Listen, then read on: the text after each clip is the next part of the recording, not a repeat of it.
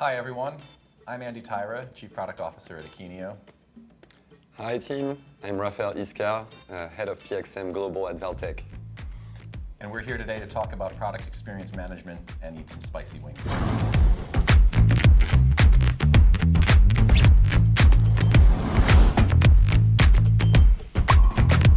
First wing. It says mild, so I feel like mild. we should be okay here. Indeed. What exactly is PX? Well, to me, I think of it as setting customers' expectations properly. And if we look at the last decade, we've obsessed over the customer and what we know about the customer at the center of the way we do business, but we've neglected and ignored the expression of the things that we're actually selling in the real world. Product experience and product experience management is all about methodically and thoughtfully working backward from the experience that you want your customers to have at every touch point of the product, from discovery to purchase to support, and making sure that they have a consistent experience and making sure that ultimately you're setting their expectations properly and meeting or ideally beating those expectations every time. Right? Yeah. So what you're telling me basically is that we're not really talking product. PXM or PX is not just a product, is just figuring out how the market evolves, what consumer needs, and how do we deliver basically. You start your journey like typing on your computer, on the iPhone as well, right? So you're like, okay, what is available on the market? And then you try to compare the information at some point, right? Right. And if you don't find that information, you're like, okay, like, what should we do? Should I buy it? Should I go verify? So you have to compare that information, right? We often start from a point, just our behavior as consumers. We want something, right? We're going to go out, we're going to find it, we know we're going to buy something ultimately, and there's only so much time that we're going to place and invest in actually making the right decision. The real data points that we actually need to make a proper decision don't get set up for us easily. And that leads to very dissatisfying experiences in customers at the end of the day, and ultimately lots of returns and lots of waste in the whole system and the whole market. 86% of clients won't buy a product from a brand that doesn't provide the proper information. They're very much looking to the companies they buy from to show social responsibility in the way that they act and behave. The cost of eroded trust happens slowly and over time. It's inevitable if you continuously don't properly set customers' expectations and continuously disappoint them. Right? To really hammer it home, what's an example of a bad product experience that you've had recently? What happens is that you go to a website of a brand or a company. First, you try to type the product you're looking for, but not only by typing the title of the product. So for example, I had to renovate my bathroom. So you type by length or dimensions of what you need, and suddenly you don't have any options.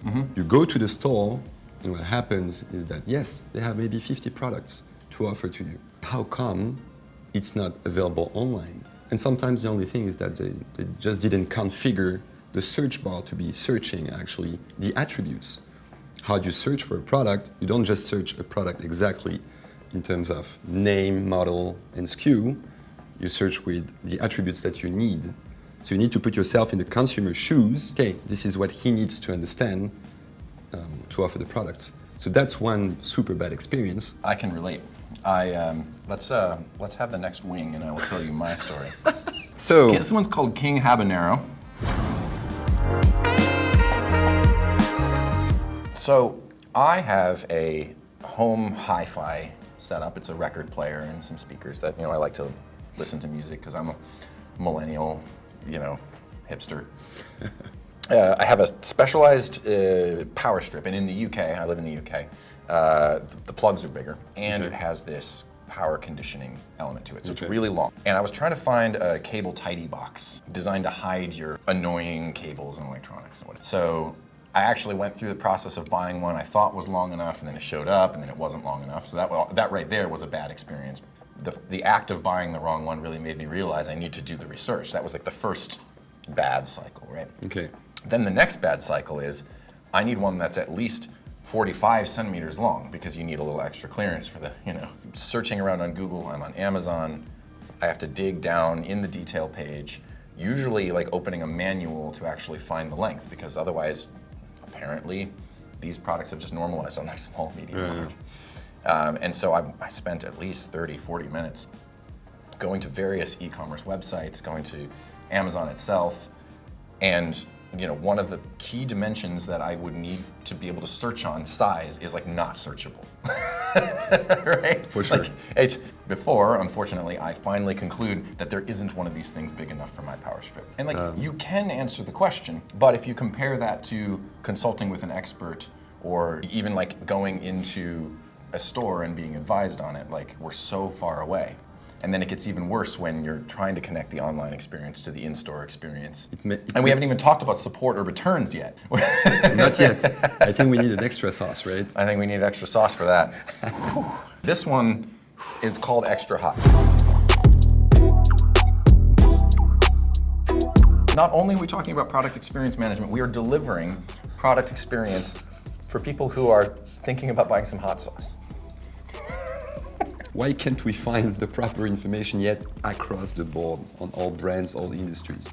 I mean, at its highest levels, because it's data chaos, right? You have a huge supply chain. You have many different industries and many different verticals. And so one way you can look at that collection of companies is through the... It's kicking. Yeah, it's around. One way you can look at that collection of companies is sort of through the lens of, yeah, but they're all retailers, or they're all wholesalers, or they're all suppliers, right? But the reality is each supply chain and each vertical and each part of the retail world, wow, this is spicy. Yeah. I was like, yeah, that's a good explanation. Each part of the retail world has its own best practices, its own standards. And then you also have kind of a cacophony of solutions out there that are all different flavors of trying to store that data in like what we call the product record, right? This total set of descriptive information about your product and what you're selling. It's often stored in many different places and addressed completely differently from company to company, both throughout the supply chain and from the retailers and brands that you're actually buying from. The data itself that helps you make buying decisions across the different channels is not controlled in any way. So it's funny, it's maybe more of an organizational problem at some point, like, because what I've seen in certain clients across the globe is that the marketing is kind of trying to drive that. But they are siloed, kind of, like in... Don't cry. Oh. They are siloed at some point. So in UK, you're going to find some strategy.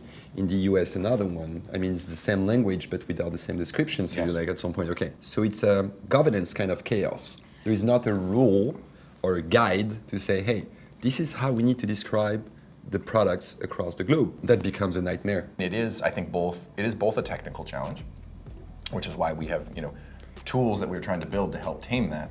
But equally, as you say, it is a challenge of culture change, and it's a challenge of intentional modeling, right? Yeah. It's understanding the relationships between data. Spicy is making me think, I have new ideas. Can we say at some point, because of that siloed approach and the way organizations and brands used to be organized, that maybe they're not looking at the right picture. So maybe they should look at the organization around and trying to find more guides in terms of what is the data that we're looking for, that the consumer is looking for, how people needs to be organized in a sequential process with the key roles to deliver the data. Next one?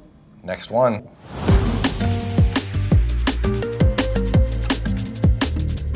You said you were a big fan of music, right? I am. Yeah, I am. You know Michael Jackson? I do know Michael Jackson. Okay. Where are you going with this? So, I have a theory. I have a theory. If I can still speak. Do you need some milk? No, I think it's fine. It's fine for now. There's milk off camera. So actually Michael Jackson has something that he calls the moonwalk. I'm thinking, we're always been seeing data as a sequential thing, So really going from the origin of data to the end. Yeah. And in the end, we hope that it's the right one. So why, if you would do kind of a reverse engineering, we start from what Andy is looking for, Yeah. So what are the few attributes that you would focus on to compare data? Online, catalog, etc. What would be the key factors for you to make a decision? I'm pretty sure that we would be reducing the number of attributes to a low one, but the key ones. And then if you walk backwards from that, you're supposed to wonder who's supposed to be the one delivering that to the website, to the catalog, the paper catalog. So you become having owners of that. These people need to figure out who's delivering the data to them. And then we're opening, let's say, okay, so what is the system owning that information? And then we're opening both the process, Yeah. because we have a sequence in the proper way, Yeah. and we can revisit it just to make sure that you're sending the proper information to your neighbor, basically. That would ease so much, right? Because if you go backwards then to the ERP, normally you again reduce the scope. So it's less budget, less work, it's easier and more efficient. Well, that's what I'm thinking, and I'm sweating at the same time. Yeah, I agree with the Moonwalk. When you say figure out what kind of data you want, I actually say no, go even further. Figure out what kind of experience you are trying to enable and deliver, and like what kind of decision you are trying to make. And then what kind of data do you need? Not just so that your customer has a great experience when they're deciding what to buy, but also when they're comparing, but also when they purchase and order, and also if they need to engage with your support team, and also if they need to return the product. How people used to go was IT departments, right? Yeah. Looking for tools. Yes, Solution. tools forward doesn't work. Yeah. Yes. But I see an evolution right now of people saying maybe we're throwing budget out the window by just buying, tools. Yes. Now they're trying to realize maybe we need to review a bit how we work, put more people in the selection process so that then we can select the proper tool. What we mean when we say tools, we have different units of value that tools and software are trying to deliver, and then we cluster them and we draw a box around them and we call that something, right? Yeah. And then a few years goes by and parts of that break off and they get reclustered and we draw a box around that and we call that something else. And the terms and the acronyms and the words we're using are morphing a lot over time, but the fundamental capabilities are still the same ones, they're just evolving, right? And so I think from our point of view, and as we look toward the future, this is why we're always talking about composability. We don't think that it's possible to know what's ahead of you as a company. We don't think that the experience you're trying to deliver today will be the same one you're trying to deliver tomorrow, and you cannot know, right? And so if you're locking yourself into a very rigid data processing flow and putting your information in a bunch of places without giving that a lot of thought, and you're not thinking about the experiences that you're trying to deliver and have that drive, not just your tools, but also your internal process and the way you model your product, you're not going to be agile, Yeah. right? You're not gonna be able to address new opportunities or new problems when they come up. You're gonna be locked in here, and then you're gonna re-platform. And I have a challenge for you. You said composable. Pretty sure that people listening to us right now probably don't know what composable is. So why don't we make the last challenge? What is composability? What is composable? Great. Well, eating the last one. Okay. For me, PXM is more the science. Would you agree with that? Like that, we don't have to say that PXM is too much of a platform, but more maybe the box that you said with all the platforms that help. All right, so maybe I'll half agree with you. Okay. A PIM is a technical and product approach and a critical component in having a PXM, right? We think that it is designed to own an authoritative product record for your descriptive product metadata. However, the totality of what it takes to do product experience and to be strategic about that and design that well goes beyond just a PIM. And this is where the composable product cloud idea really comes into play, right? Is we think that this particular problem space of taking kind of one squishy data format, and I say squishy just because it's not standardized, it's not super well defined. Oh my God. And typically we're taking solving this problem is the business of taking an ill-defined product data standard and turning it into another kind of ill-defined product data standard and turning it into another one. And at best, even if it's well-defined, it's fast changing, right? The destinations for these things are trying to keep pace with the experience that customers actually want to have. This one is This spicy. one is like... Yeah, my mouth is like, my pronunciation is starting to fail. The experience that customers expect is changing and is morphing, which means that the destination of the data ultimately is a moving target, right? And so being able to deal with that level of data transformation and the lack of rigidity and standardization along the way, I think there's commonality in that problem. It's a unique problem space. Mm-hmm. And so executing your PXM strategy has a lot of technical commonality. Exactly. And that's what our product cloud is all about. It's, of course, the PIM, right, which is a proven component in that product cloud and helps originate that product record and enrich it and make sure that it is able to serve those destinations very well. but we can go so much further in terms of enabling all of that connectivity and transformation and interoperation, which are other words I would use to describe composability, right? So that's good because I saw that in Double. So there is 2 Andy explaining composable to me. That's this one is like slowly like. No, this one just builds. It builds and builds and builds. It's like a plane. Yes, launch it. Well, but that's good because if I understand it well, in the business world, composability is basically you take the best solution on the market for specific needs, translation, images, etc. You combine that to your PIM. Yes. And normally, you should have the futuristic tool that if you have reviewed all the governance aspect, the process, the organization should be helping you be more efficient at delivering the proper information. That's right. To the right people. Yes. Yeah, that's nice. And composability is your future proofing, right? Okay. Composability it allows you to have, and by the way, one dimension of composability I think is we've always been able to integrate system A with system B. We've had that forever, since the dawn of the internet, right? The other dimension of composability I think is important is like super ease of integration, right? It's components that either know how to interoperate or they know how to interoperate through some kind of standard, right? Same thing goes to all the channels or retailers you have to send that to. You need to adapt your data that you decided to all these people. So that's the really complex challenge, and with composable, I think you can kind of help. Okay. Let me give you another example. I'll talk about one from my past. I was part of the third-party marketplace business and then the last mile Amazon Fresh business. And about midway through my time there, I had an opportunity to create a new product called AWS Marketplace. It's the app store in AWS, right? Nice.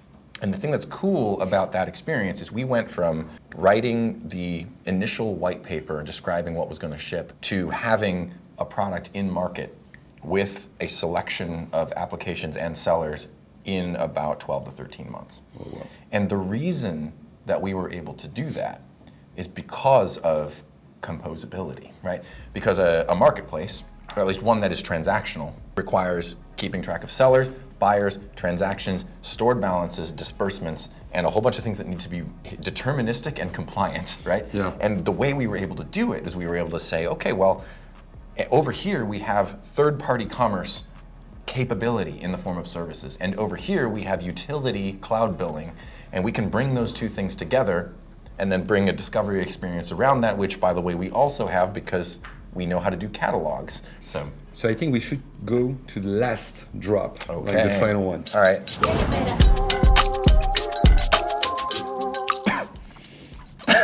So AI, I mean, big buzzword, right? Big buzzword, but also big expectations. Yeah. I really feel when I see AI today, PIM 10 years ago. Do you think it's gonna be the same trend, kind of a trendy stuff that everybody wants to actually activate to accelerate everything, but that actually no one is gonna be able to keep up with? No, I think, so here's what's exciting about it to me, is I think about it a little bit, I think about the structured data and the API problem, right? We don't have strong standards, we don't have strong APIs. It's hard to have strong APIs given the breadth of data. This is exactly the kind of problem that AI and our current iteration of AI is meant to address, right? So using AI to assist and turn large semi-structured data into other semi-structured data is actually perfect for where the technology is right now. Yeah. And that's why, like, for us, like, AI sits at the center of how we think we enable a PXM strategy. So same thing, we need governance with AI as well. We It needs do. to be moderated. Men, I think we did it. We did it. We ate them all. I'm sweaty. Yes. But we did it. Yes. Cheers.